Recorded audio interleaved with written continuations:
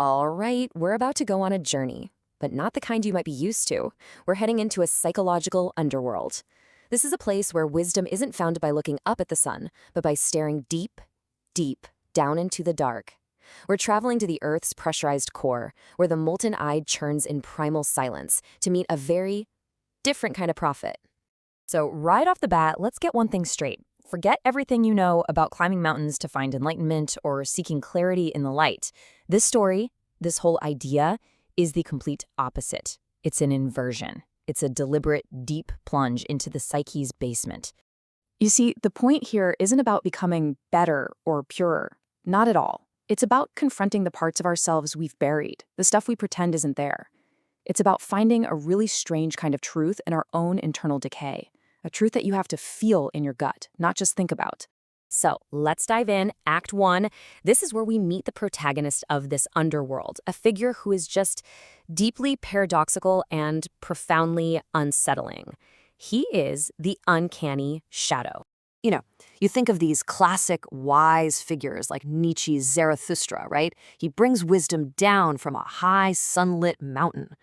Well, our prophet is the complete opposite. He doesn't descend. He emerges. He crawls out from the crushing, silent pressure of our shared, buried psyche, what we call the collective unconscious. Now, to really get this prophet, you have to wrap your head around a German concept, unheimlich. It literally translates to unhomely.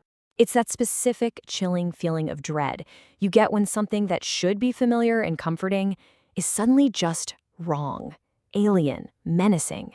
That feeling is the absolute key to his entire being. And he is the living embodiment of that unhomely feeling. He looks human, almost too perfectly human, but you can just sense this void where a soul should be. And that triggers this gut-level rejection, this revulsion, because looking at him is like looking at a mirror that doesn't show your face. It shows you all the desires and thoughts you've shoved down into your own personal darkness.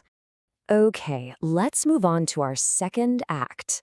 Before you can even get a glimpse of the prophet, you have to cross a threshold. You've got to earn your way into his world. But, you don't just stumble upon him. This isn't some casual meeting. The journey to find this prophet is a psychological ordeal in and of itself. So, the question is, how do you even get there? Well, you start by entering a place called the Uncanny Valley. And the name itself is a warning, isn't it? It's a liminal space, a kind of psychological buffer zone that separates our world from the raw, unfiltered core of the psyche. And what a place this is. Just picture a forest where every single tree is perfectly formed, but made of stone. They look like they should be alive, but they're utterly still, cold, and dead. It's life being perfectly mimicked, but without any actual life in it. And that feeling of being watched? Here, it becomes a physical sensation.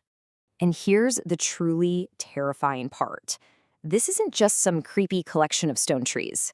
No, each one is a physical manifestation of a memory you've buried, a trauma you've refused to look at. You are literally walking through a landscape made of your own repressed pain, which has taken root in this damp subterranean soil. So as you move through this forest, the boundaries you rely on every day just start to break down. That line between you and the world gets blurry. The forest isn't just something you're looking at anymore, it becomes a part of you. Your ego, that stable sense of I you carry around, it begins to dissolve. If you survive the forest, you finally arrive at the destination, a subterranean temple carved from black volcanic glass. You're at the very heart of the psyche. Inside this temple, all of your defenses are just gone. The ego, your conscious self, is stripped totally bare. And the superego, that little voice in your head of society's rules and all the shoulds, is completely silent. All that's left is the raw, primal energy of the id, your deepest instincts and desires, and the mocking laughter of the temple's only resident. And that laughter? Wow. It's not a happy sound. It's deep, structural, almost geologic.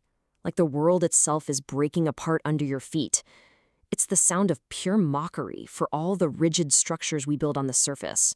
Our morals, our societies. The prophet, you see, he embodies the death drive. That deep subconscious pull toward the inorganic stillness you'd only find at the planet's core. This brings us to the climax of our journey, the ultimate test. Because the prophet doesn't just hang out in his temple, he has a way of moving between worlds. This is so critical. When the prophet looks into a mirror, he doesn't see himself. He sees a doorway. For him, a mirror is a portal to the unconscious, a realm that shows the monstrous, hidden parts of whoever dares to look into it. And passing through it is a whole 4-step process.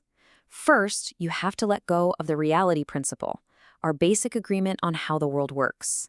Then you enter a space where logic is totally inverted. It's here that you confront your shadow self, not as an idea, but as a physical being. And finally, the boundary between I and other is completely erased. So, after a terrifying trip like that, what wisdom could there possibly be to gain? Well, this is where we learn the prophet's teachings, his gospel of rot. The prophet's role is that of the holy fool, the ultimate disruptive force. His entire purpose is to shatter the civilizing influence of your superego, to force you to look at the parts of yourself you have violently thrown into darkness and actually integrate them. His philosophy is something else. It teaches that your self is basically a haunted house, that the basement where you keep all your secrets, it has no floor. It is a bottomless pit. True enlightenment isn't found by climbing up, but by going down.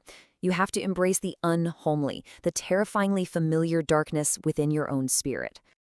And that brings us to our final act. What is the ultimate point of this prophet and this absolutely harrowing journey? What is the final, unsettling truth we're left with? Here it is. Ultimately, the prophet of the Subterranean Id isn't here to save you. He is not a guide to a better place. He is a catalyst.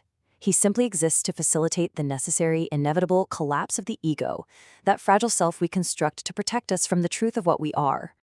And so, the mirror gets turned back on us. This journey into a symbolic underworld was really a journey into our own minds. The prophet guards the primordial repressed that exists in all of us. And the final question he leaves us with is this: what have you locked away in your own basement?